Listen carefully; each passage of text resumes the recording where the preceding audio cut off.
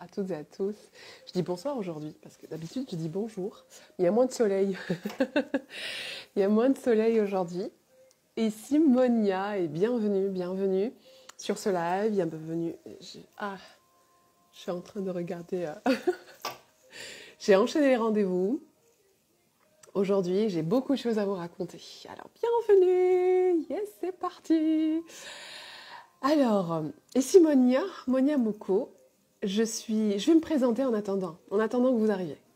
Alors, je suis business coach, thérapeute, formatrice et de formation biologisme moléculaire. J'aide et j'accompagne les entrepreneurs conscients, les dirigeants et les professionnels du bien-être, de la spiritualité et de l'accompagnement à transformer leur rapport à l'argent, leur relation à la réussite, leur relation à l'entreprise pour créer des entreprises prospères dans la fluidité, dans la joie et dans la sérénité. Bienvenue. Alors, les salons d'Amina Beauty, Dr Salma Soula, Karine, coucou Karine, bonsoir à toutes, hello Nabilou, hello, bonsoir à toutes et bienvenue et merci d'être au rendez-vous. Alors moi c'était un peu intéressant aujourd'hui, c'est la course, la course chez les gynécos si vous avez regardé mes stories. Du coup, bon, je vais pas me plaindre, j'étais dans un super endroit, j'adore quand je croise la Tour Eiffel dans Paris. Là où je suis, dans les quartiers, quand je suis surprise par « Ah, il y a la Tour Eiffel !» Je suis en mode « J'ai 5 ans, âge mental » et j'aime beaucoup. Et du coup voilà, je suis toujours dans cette quête à étudier et voir ce qui se passe dans mon corps avec mes hormones, trouver des solutions pour récupérer mon énergie. Parce que oui, les amis, l'entrepreneuriat 2.0, l'entrepreneuriat en conscience, on a besoin d'un élément vital. Ce n'est plus le forcing et l'action et le sacrifice, mais c'est l'énergie. On a besoin de vibrer haut, de nous sentir bien. Et quand il y a des petits déséquilibres hormonaux comme ça suite à la prémonopause, comme c'est dans mon cas, et j'en parlais avec une amie tout à l'heure, on a l'intention de vous faire un petit live pour vraiment raconter notre histoire, parce qu'il y a énormément de femmes qui peuvent vivre des changements de perception, des fatigues chroniques, une fatigue tout simplement mentale. Ça peut se situer à plusieurs niveaux. Et je disais justement tout à l'heure à cette amie qu'on n'en parle pas assez. On n'en parle pas assez, c'est tabou. Et on n'échange pas entre nous, tout simplement. On n'échange pas assez. Et on reste chacune dans son coin, chacune cachée. Il y en a qui souffrent des prises de poids, d'autres des sauts d'humeur, d'autres de la dépression, des traversées de tristesse. D'autres, ça peut être des problèmes de peau, d'autres de sommeil, d'autres de concentration, de mémoire. Enfin, il y a tellement de symptômes. Il y en a, c'est tout ça en même temps. Il y en a, ça diffère vraiment. Et je me dis, on a tout simplement besoin d'échanger, d'en parler. Entre femmes, les hommes sont bienvenus parce que dans la vie des hommes, d'un homme, il y a son épouse, sa copine, sa sœur, son amie, ses clientes, peu importe. Et ça peut toujours servir également. Donc, c'est vraiment la conscience du moment, la reconnexion au corps.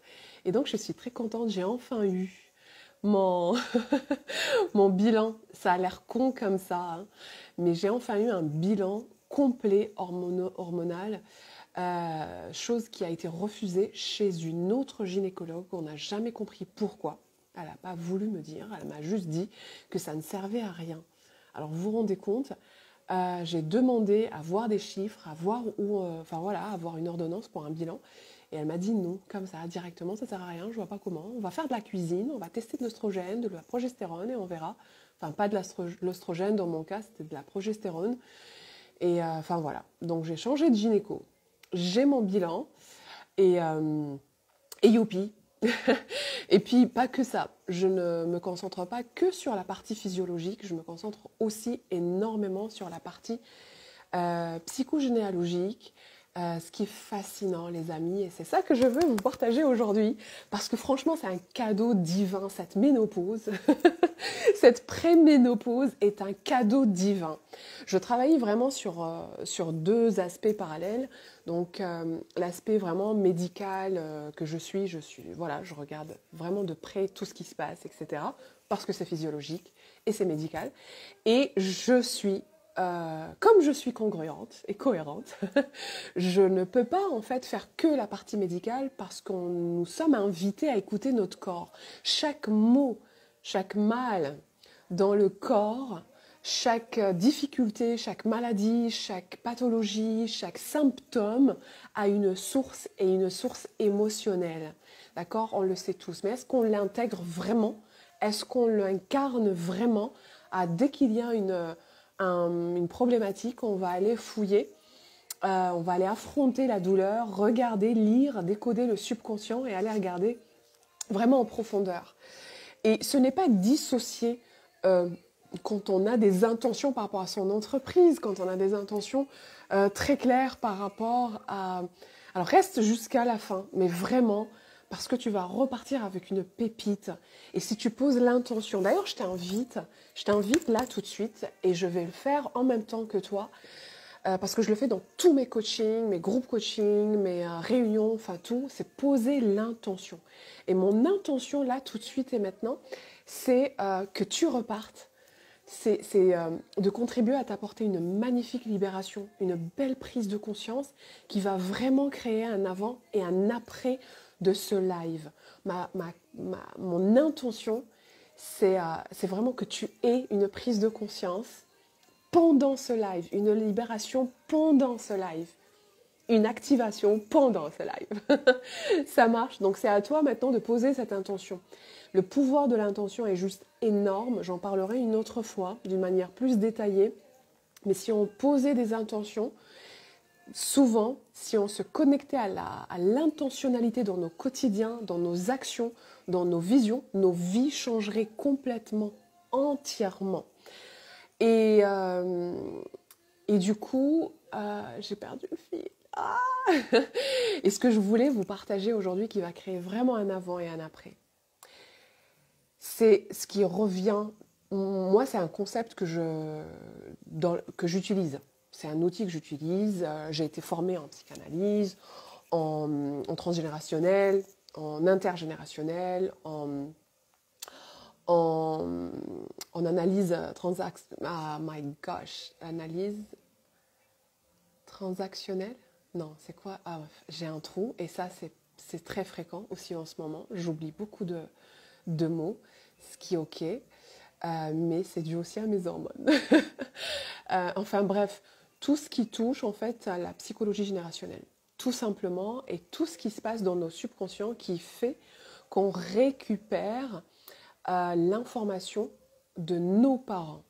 Alors généralement, mais vraiment généralement, c'est les garçons qui récupèrent l'information du père, les femmes, les filles qui récupèrent l'information de la mère. Et on met ça dans la science de la loyauté inconsciente. Tu as forcément vu passer à gauche, à droite, la loyauté inconsciente, le concept de cette loyauté inconsciente, mais crois-moi, ça a un effet surdimensionné sur nous en fait. On n'en parle pas assez, je trouve. Parce que ce n'est pas de la spiritualité, ce n'est pas du tout de l'énergétique, c'est un phénomène, c'est un concept, c'est vraiment un process d'apprentissage, d'intégration en fait quand on est enfant. Autant de 0 à 7, on est dans un état hypnotique, et ça c'est connu dans la science, etc. Autant c'est prouvé de plus en plus qu'on récupère vraiment les identités de nos parents. Et moi, je réalise, je travaille dessus depuis des années. Je travaille depuis des années avec mes clientes et mes clients. Et c'est évident. Mais à chaque fois, j'ai une couche. À chaque fois, j'ai une prise de conscience nouvelle. À chaque fois, j'apprends quelque chose de nouveau. Et la dernière fois que j'ai eu ma thérapeute, je lui disais, mais j'en ai marre de cette loyauté. C'est encore là, c'est pas possible. Et tu sais quoi? Ce que j'ai appris sur moi, alors pendant le cadeau divin qui est la préménopause, avec tous ces symptômes qui sont venus me pourrir la vie, mais vraiment, jusqu'à ce que je conscientise, C'était la partie de la poitrine qui gonflait et qui était extrêmement douloureuse et qui était exactement la même chose que je vivais quand j'allaitais en fait, quand j'étais en période d'allaitement de mes enfants. Ce qui est fascinant, c'est que j'arrêtais pas de répéter, j'ai l'impression d'allaiter, sauf qu'il n'y a pas de lait qui sort.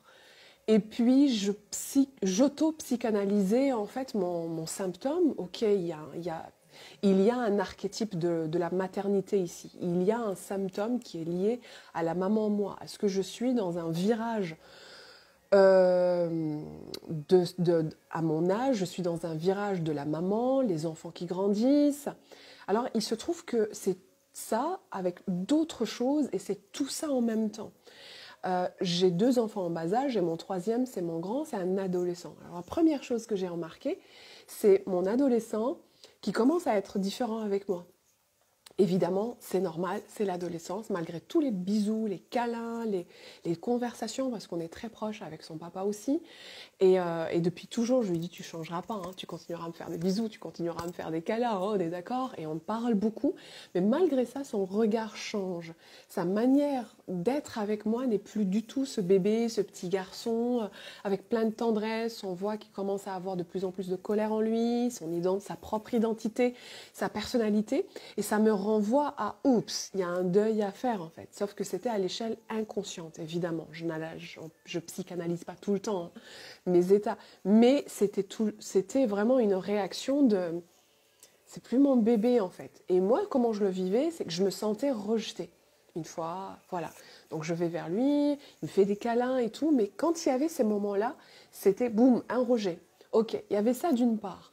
D'autre part, j'apprends que je suis en préménopause suite à mes symptômes, bouffées de chaleur, saut d'humeur, des journées entières traversées par la tristesse. J'ai beau utiliser tous les outils, c'était assez flagrant, voire qui frôle vraiment la dépression, des pertes de mémoire. Vraiment un manque de concentration, alors que moi je peux aller dans une forme de flow et de concentration pendant des jours.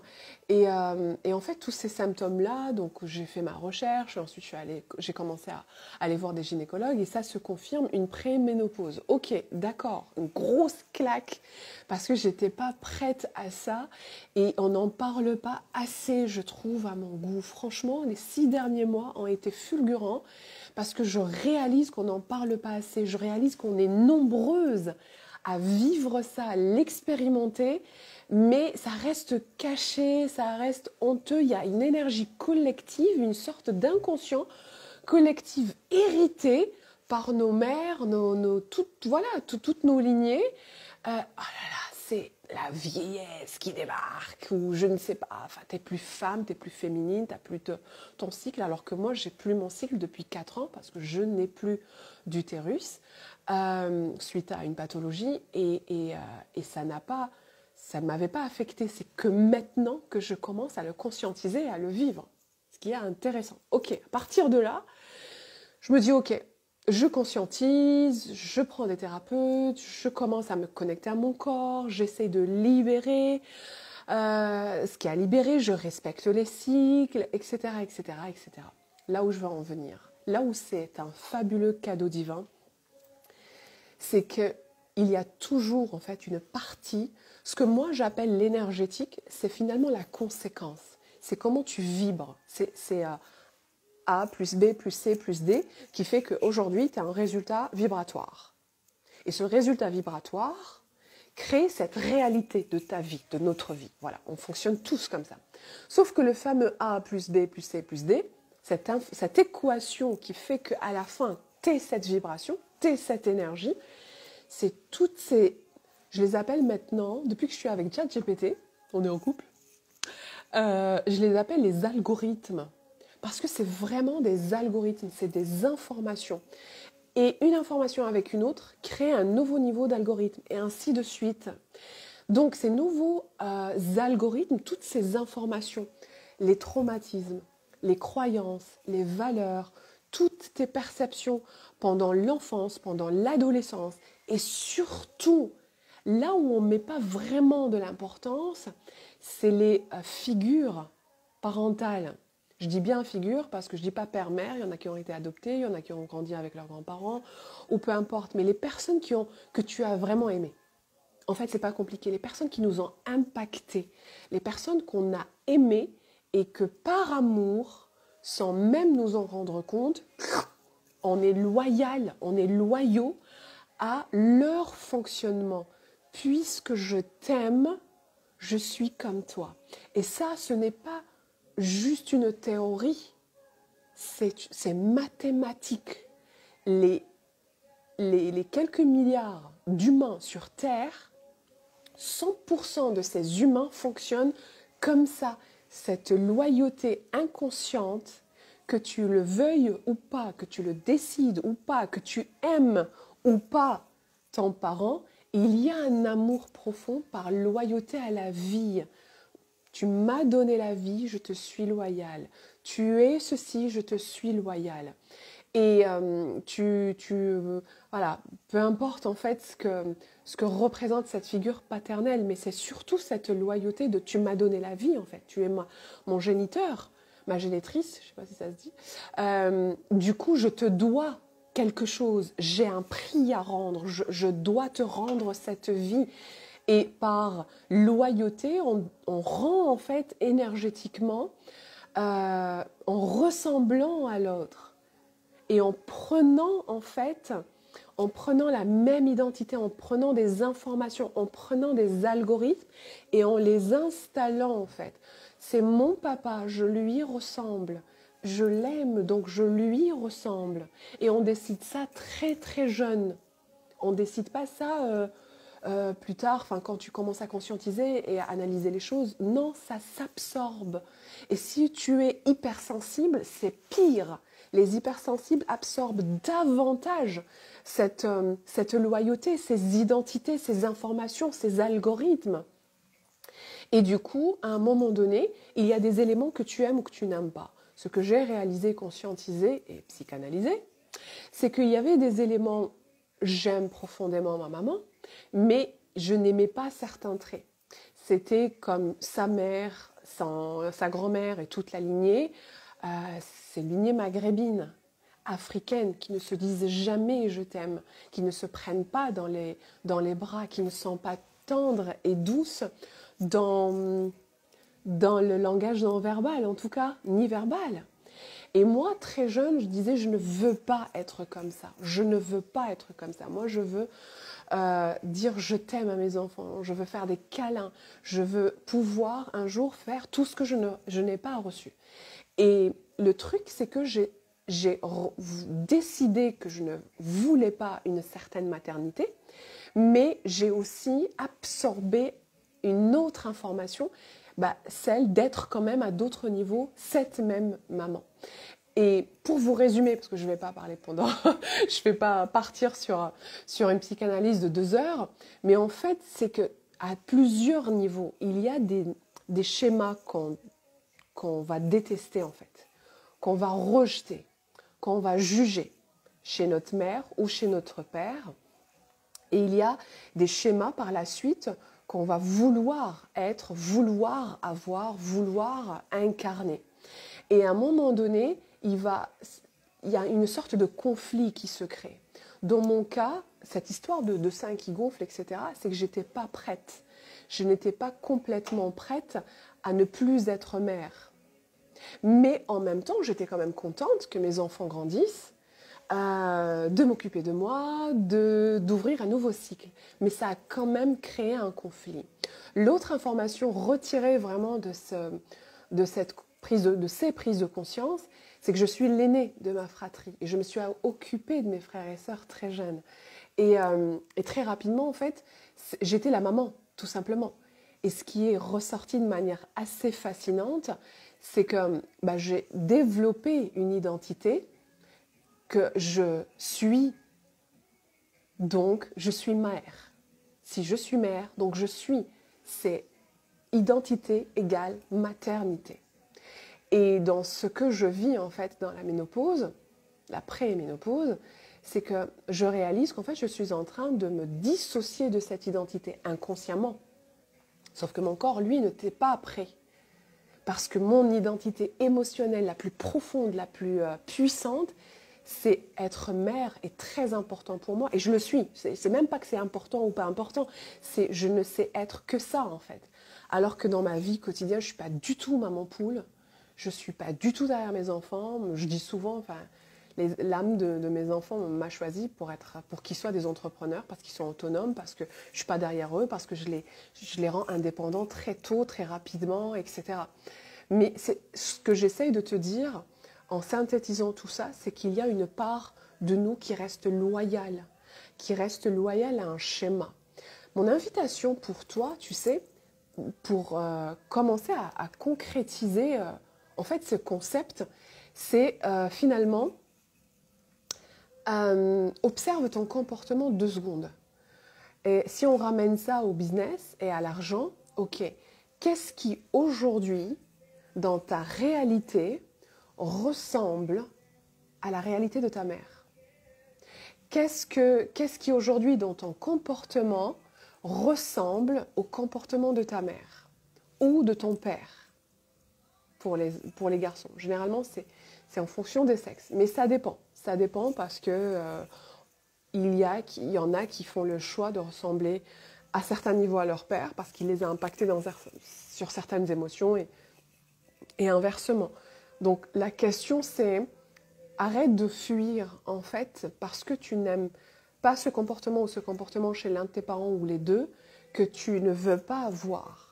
Ce qu'on disait hier, justement, l'importance de porter de la conscience, l'important d'être assez dans l'amour, dans la compassion pour regarder les choses en face et vraiment aller porter cette conscience au niveau des comportements. Tu as peut-être beau travailler sur le concept de la loyauté, mais si aujourd'hui tu as l'intention de développer ton business, de développer ton chiffre d'affaires et de transformer ton rapport à l'argent, une grande invitation, c'est d'aller regarder où est-ce que tu es loyal, évidemment de manière inconsciente, à la douleur de ta mère, à la souffrance de ta mère et au schéma de sacrifice de ta mère.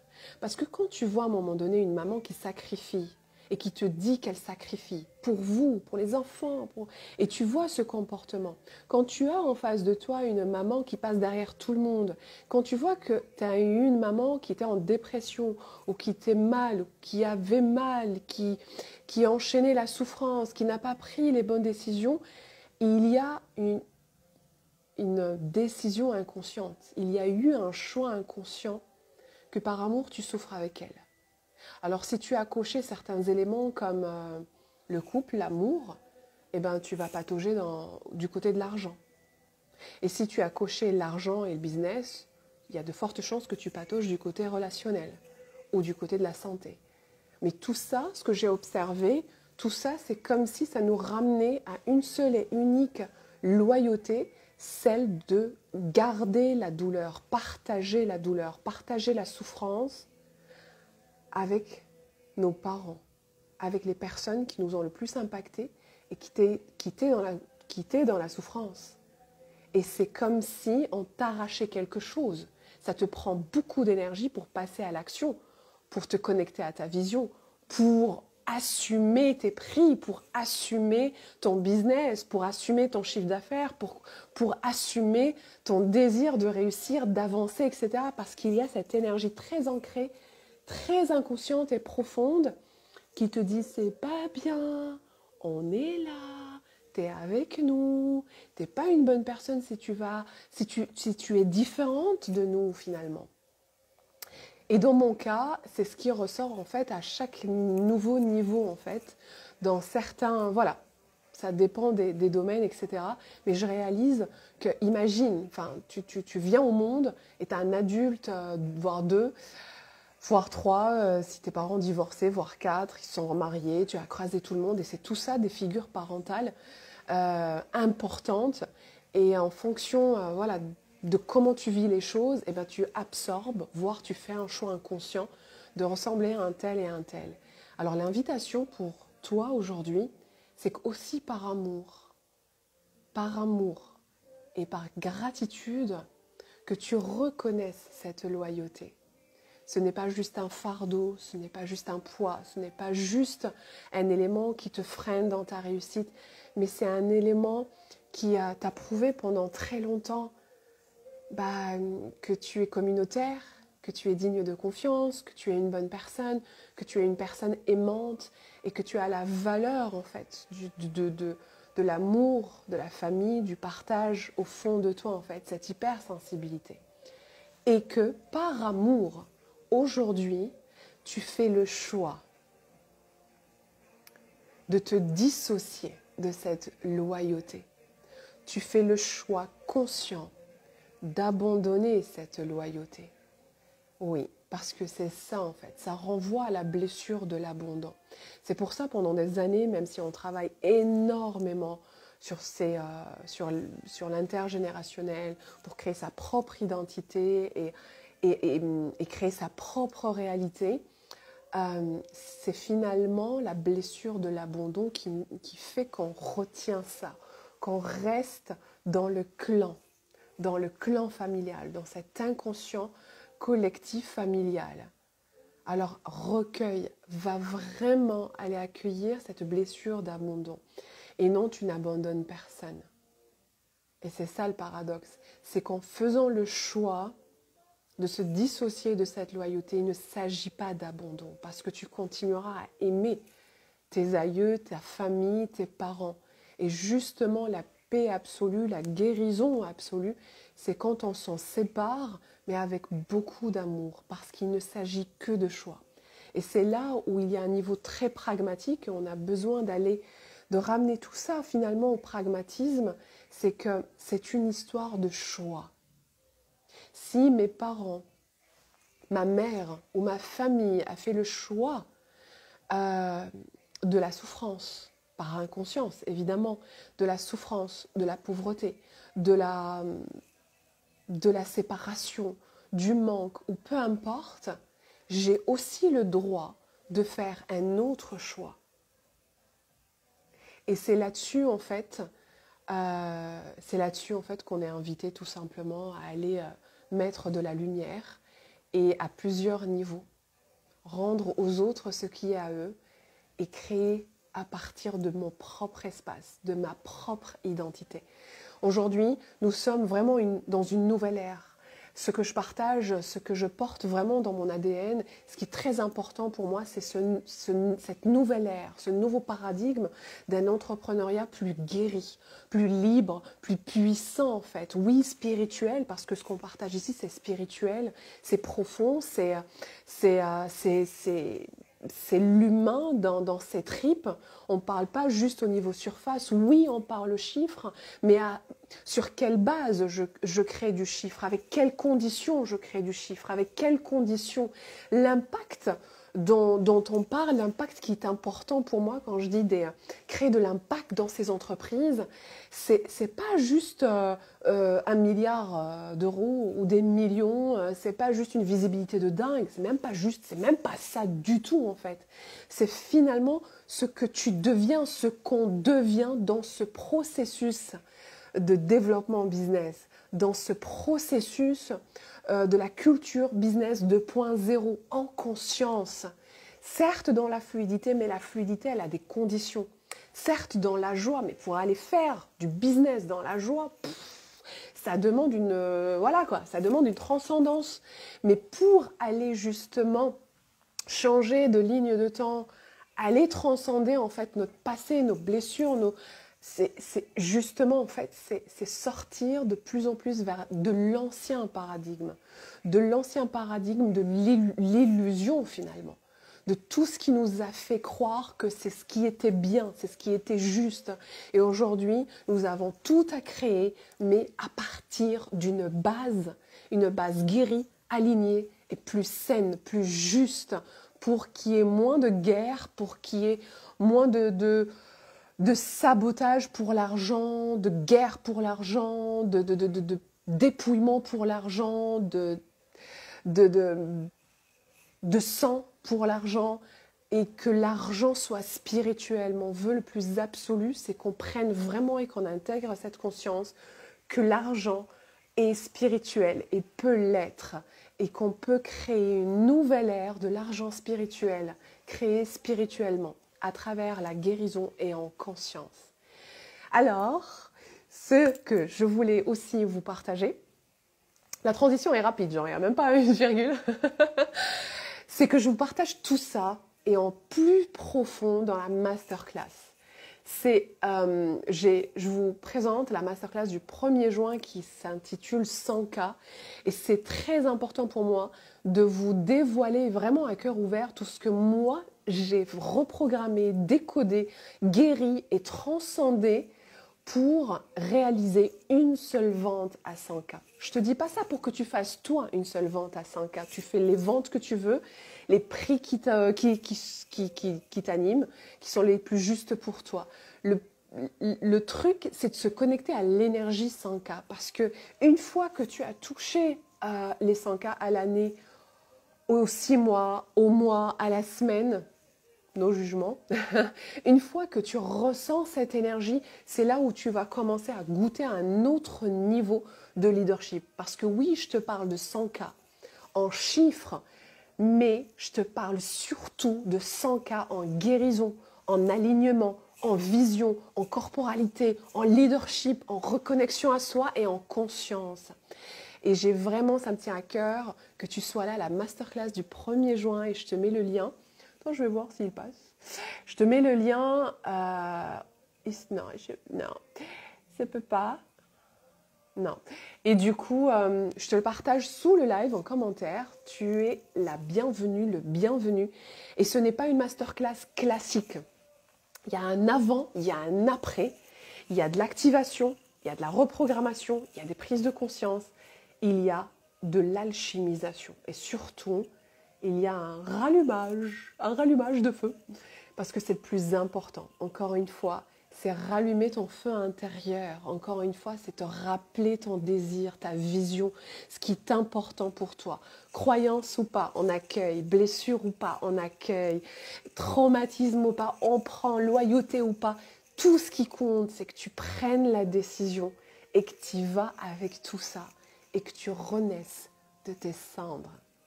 Ok les amis, on renaît de ses cendres. Il n'y a plus de conditions, il n'y a plus de victimisation. On avance et on manifeste avec toute notre merde pour être très direct, on va dire. Ok les amis, ça m'a fait très très plaisir de partager ce bon moment avec vous. Yes, coucou à tous ceux qui nous ont rejoints. La prochaine fois, je pense que je partirai sur plus longtemps. Il y a énormément de monde qui sont partis, qui sont venus, qui sont repartis, etc. Et je vous retrouve demain pour un autre live. Je mettrai en story, l'heure du live parce que je vais fixer mes derniers rendez-vous, valider, ressentir l'heure qui est la plus juste pour moi. Et je vous partage tout ça en story et toujours des pépites et toujours de la transformation. D'accord? Pose une intention, accueille, sois prête, sois prêt à changer de ligne de temps, hein, je dirais. Yes? Une ligne plus élevée. Je vous souhaite une très très belle... Merci Karine. Yes, Karine vous a mis le lien. Ici, merci Karine. Super. Si vous avez des questions, les amis, si vous avez des questions, n'hésitez absolument pas. Envoyez-les-moi en DM ou peu importe, ou en répondant à la story. Et je ferai les lives en réponse à vos questions. J'ai posé l'intention de vraiment créer une interaction. C'est vraiment mon point le plus fort. C'est là où je suis le plus dans ma zone de génie. C'est quand tu es là et que je te parle et que je te coach. Donc, ce sera la première étape de ta libération et de ta décision dans ton business, en fait. Si tu es prête à prendre ton courage à deux mains, à aller en live et te faire coacher, c'est que tu es prête pour la suite. Je vous fais des gros bisous. Je vous souhaite une très belle soirée et je vous dis à demain. Ciao, ciao.